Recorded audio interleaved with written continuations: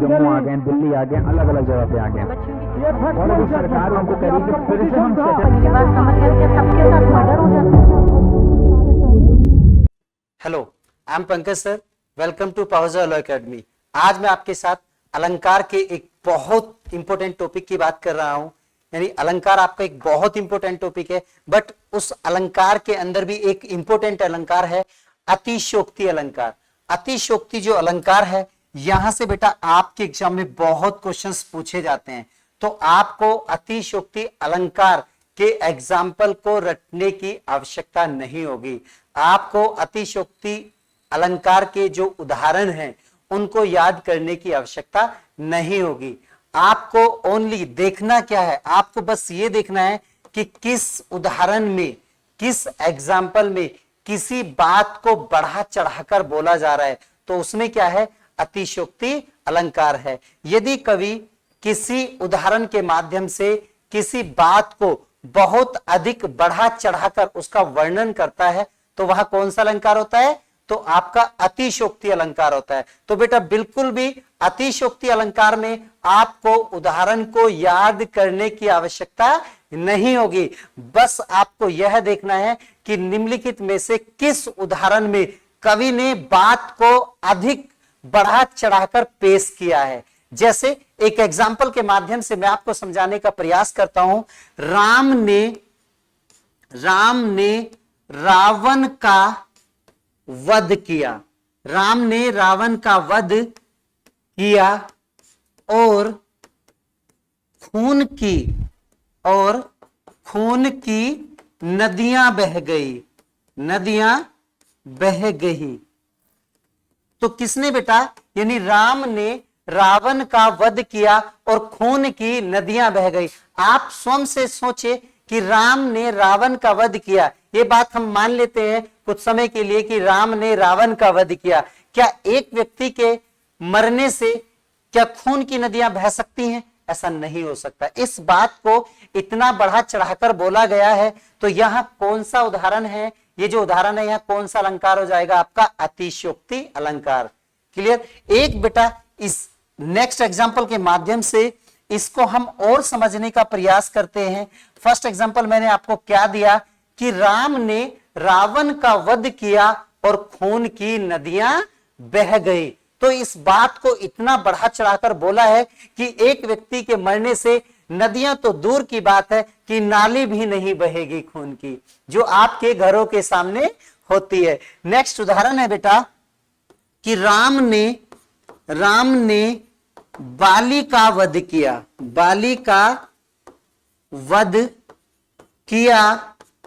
और वहां खून की झील बन गई।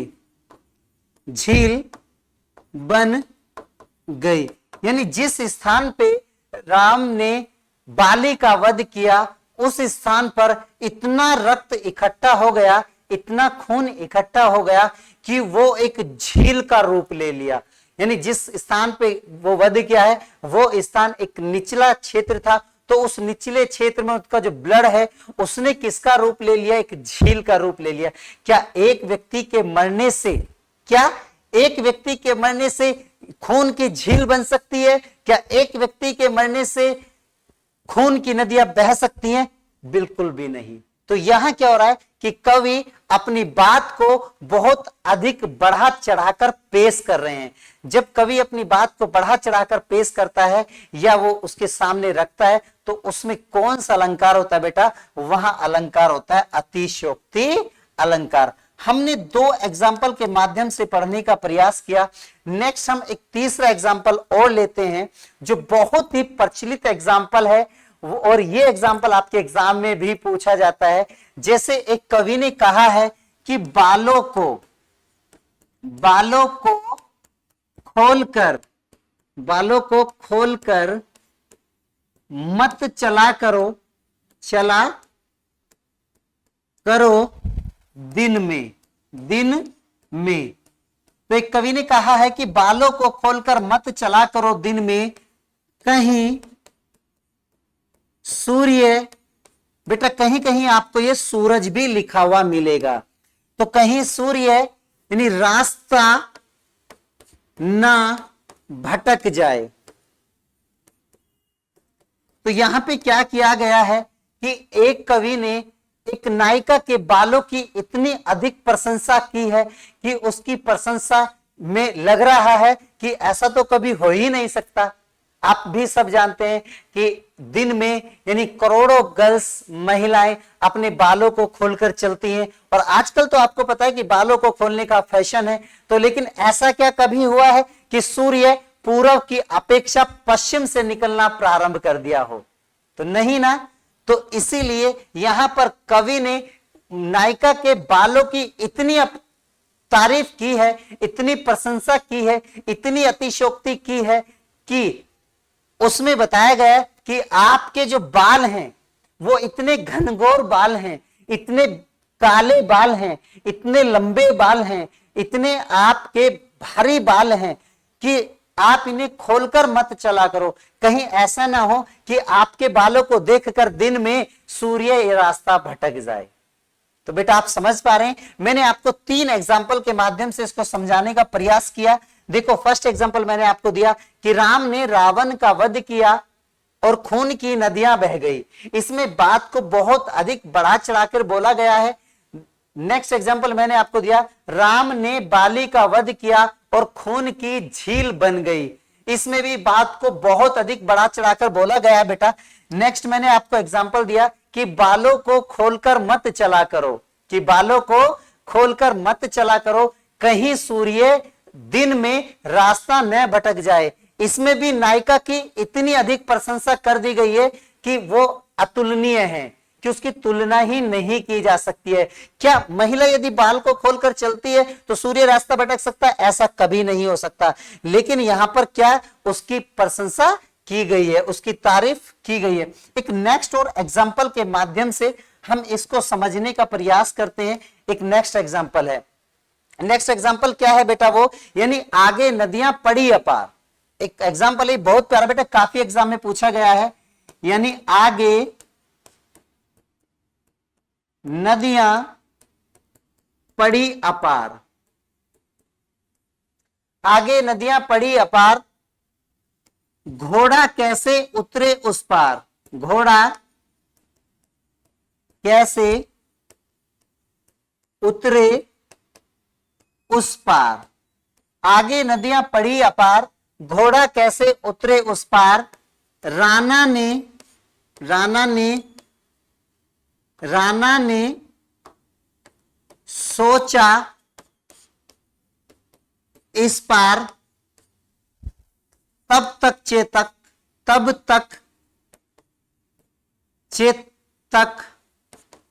था उस पार।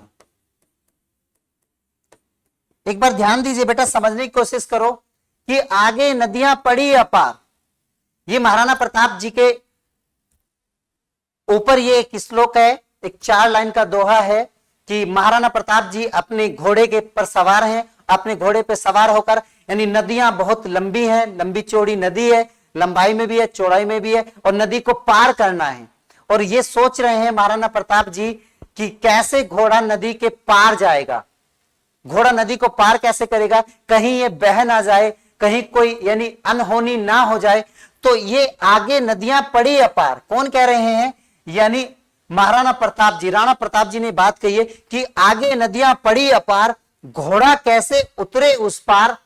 राणा ने सोचा इस पार, राणा इस पार खड़े होकर सोच रहे हैं कि घोड़ा उस पार कैसे उतरे।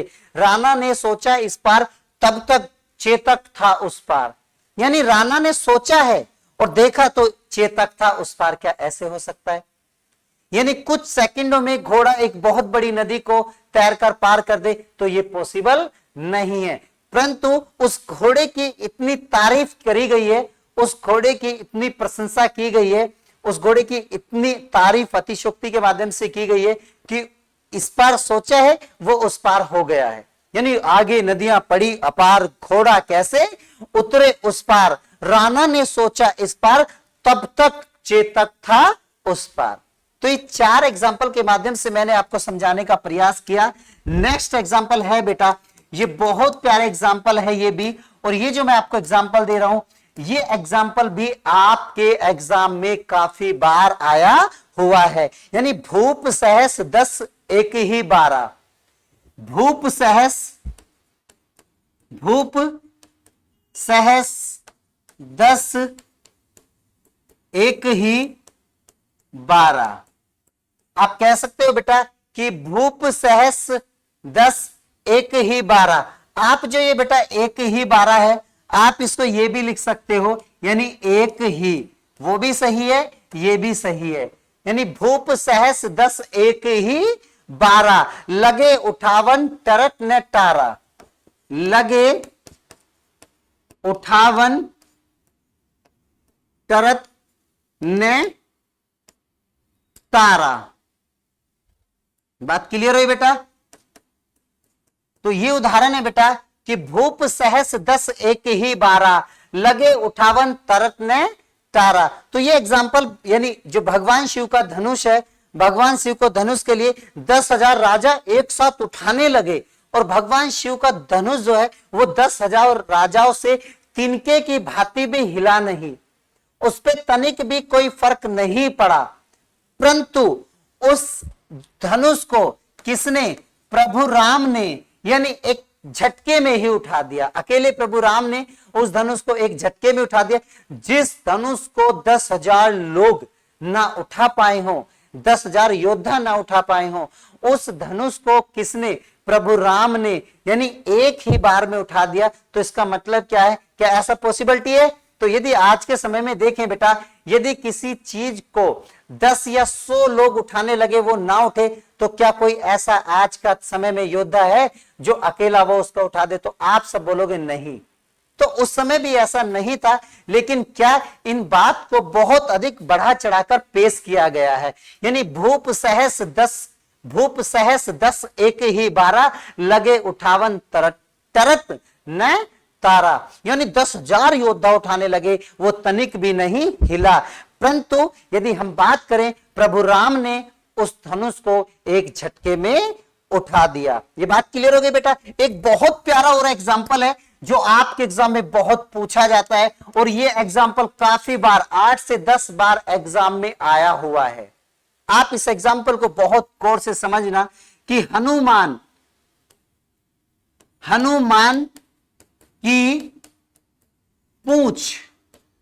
की पूंछ में लग न पाई आग, यानी हनुमान की पूंछ में आग भी न लग पाई, हनुमान की पूंछ में लग न पाई आग, लंका सारी जल गई। लंका, आप इसको सिजरी बोल सकते हो या आप इसको सारी बोल सकते हो। क्लियर हो गया बेटा? लंका सारी जल गई, गए निशाचर, लंका सारी जल गई और गए निशाचर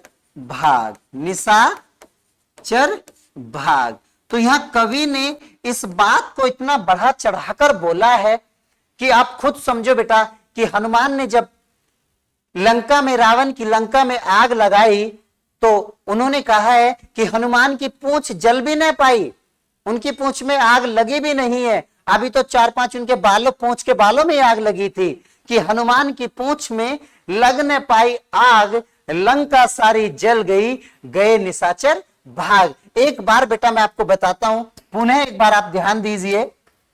तो अतिशोक्ति अलंकार की मैं बात कर रहा हूं। फर्स्ट मैंने आपको बताया कि राम ने रावण का वध किया और खून की नदियां बह गई। सेकंड एग्जांपल दिया कि राम ने बाली का वध किया और खून की झील बन गई। थर्ड एग्जांपल बेटा कि बालों को खोलकर मत चला करो दिन में, कहीं सूर्य रास्ता न भटक जाए। नेक्स्ट एग्जांपल बेटा कि आगे नदियां पड़ी अपार, घोड़ा कैसे उतरे उस पार, राणा ने सोचा इस पार, तब तक चेतक था उस पार। नेक्स्ट एग्जांपल बेटा, भूप सहस 10 एक ही 12, लगे 58 तरत न तारा। नेक्स्ट एग्जांपल बेटा कि हनुमान की पूंछ में लग न पाई आग, लंका सारी जल गई और गए निशाचर भाग। तो आपने यदि इस तरीके से हिंदी के सभी एग्जाम्पलों को, यानी अलंकार के सभी एग्जाम्पल को, अलंकार के हो आपके और रस के एग्जाम्पल हो आपके, एवरीथिंग जो भी हिंदी है, हिंदी के जो भी टॉपिक है, यदि आपने सभी टॉपिकों को इसी तरीके से एंजॉय के साथ यदि पढ़ा है तो आप कभी भी यानी हिंदी को दोबारा पढ़ने की आवश्यकता नहीं होगी। मिलते रहिए नेक्स्ट वीडियो में, आपको नए अलंकार के बारे में बताते हैं और बहुत आपको अच्छे अच्छे उदाहरण के बारे में बताने का प्रयास करेंगे जो आपने बहुत सुने होंगे परंतु आपने उनकी स्टोरी नहीं सुनी होगी, किसके पीछे ये है। Subscribe for more content.